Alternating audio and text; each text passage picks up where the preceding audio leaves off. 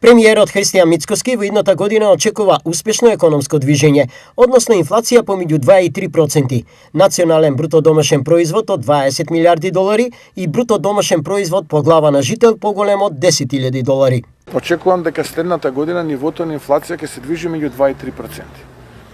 Од друга страна очекувам растот на бруто домашниот производ да биде реален над 3,5%, а номинален над 7,5%.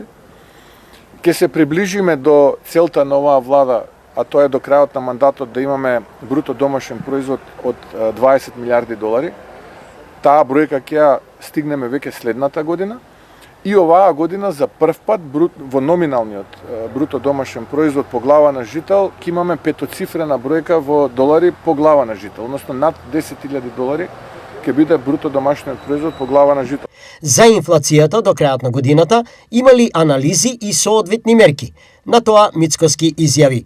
Мерките се случуваат, во цело ова време се случуваат мерките и сето тоа во одредени месеци влијае позитивно. Сега очекувам во октомври месец можеби да се движиме помеѓу 4-4,5%. Вчера кажав, поради ниското ниво минатата година во октомври месец. Тогаш се сеќавате ги аплициравме оние мерки за замрзнување на маржите и слично.